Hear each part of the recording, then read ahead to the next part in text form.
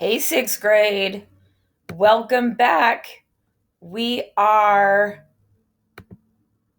back in action to read more about Rama, Sita, Lakshman, and their adventures.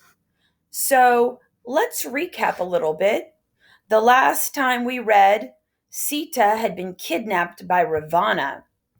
Remember, he'd taken her to his demon's island, and Lakshman and Rama had help from a couple of friends, Hanuman, the monkey god, and Jambavan, the bear, and they looked for Sita.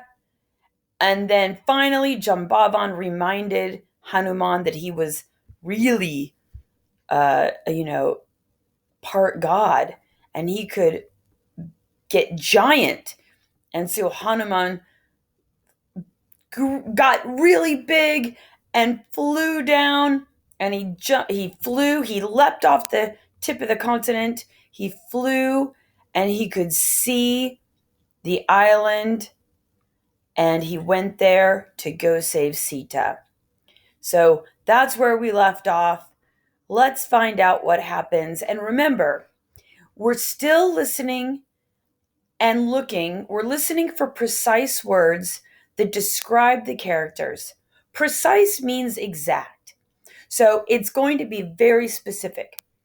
And also looking at the illustrations for exact descriptions. Look, we can see Sita is very sad. Her head is bowed.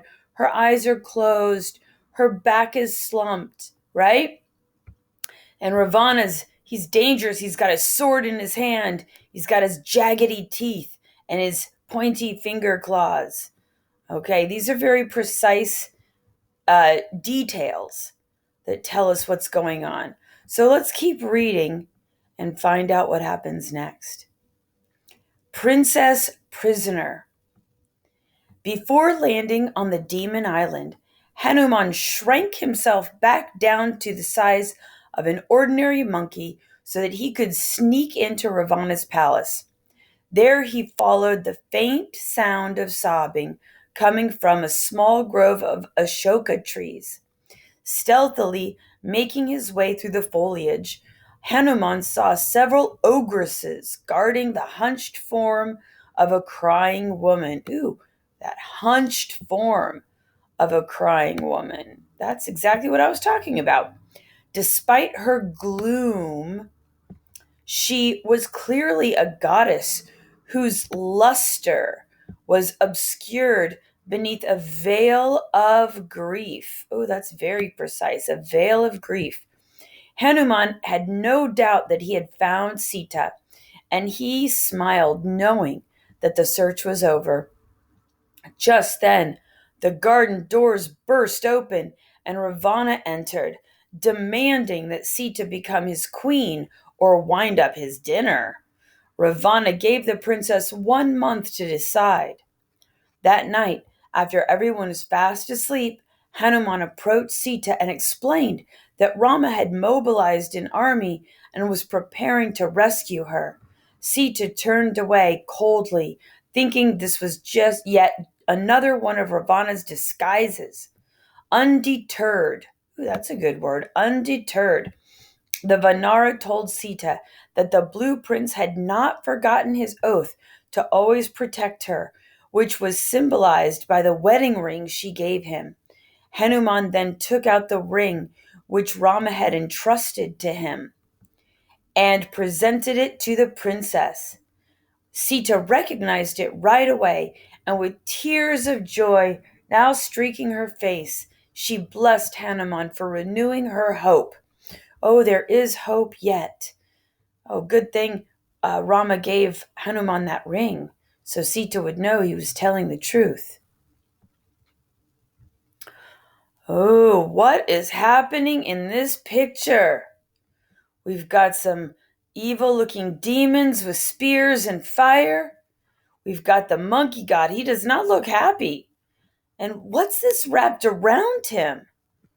Oh no. Looks like a struggle. He's surrounded. Burning tail. Excited to bring back the good news of Sita's discovery, Hanuman was caught off guard as he was leaving the palace. The demons quickly surrounded the Vanara, who stood unarmed with his palms joined in a gesture of peace. Well, that's very precise. His palms joined in a gesture of peace. With spears and swords held to his throat, Hanuman humbly, that's again precise, surrendered and politely explained that he was an envoy with an urgent message for King Ravana. The demons bound Hanuman in chains and brought him before the demon king. He respectfully told Ravana that Rama had raised an army that would fight for Sita's freedom unless she was released. Each of Ravana's many heads laughed mightily at the news as his eyes flared with rage. Ooh, flared with rage. His teeth flashed as he declared death to Rama. His teeth flashed with death to Rama and death to his messenger. The demon king then deemed that since his messenger was clearly a spy, he would first be tortured with fire, smelling his own flesh burn. Looking Hanuman over, the demon decided to burn what was most precious to a monkey. He ordered that Vanara's tail be set on fire. Hanuman's tail was wrapped with oil-soaked rags when the guard waved torches near his face, taunting him. Then slowly a flame was brought near his back and then down to the tip of his tail. The Vanara's lips trembled, but it was not fear that moved his mouth. He was chanting a mantra. Over and over again he whispered Rama's name. Rama, Rama, Rama. Oh boy. Uh-oh. What's going to happen to the monkey? Ooh, what happened? I see fire all around. I see Ravana's 10 heads, and he's got fire. So, what happened? I knew Hanuman's tail was on fire. Oh my goodness, what happened? It says, finally, the oil-soaked rags were lit on fire.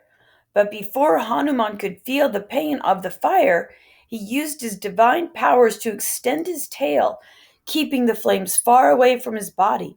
The spectators stared at the growing tail, confused and mesmerized by the sight. Snapping his chains, Hanuman flicked his winding tail to and fro, setting Ravana's court ablaze.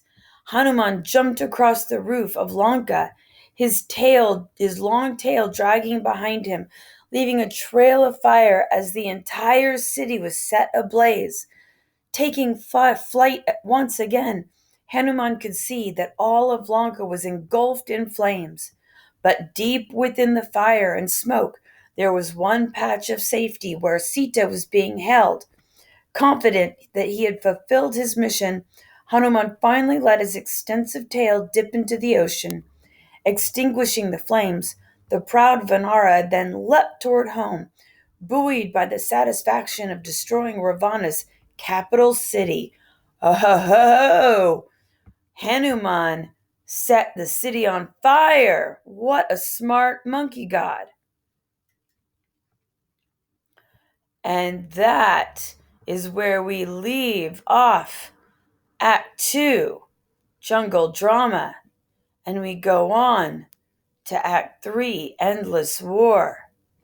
So we were left with the city on fire and Hanuman flying away.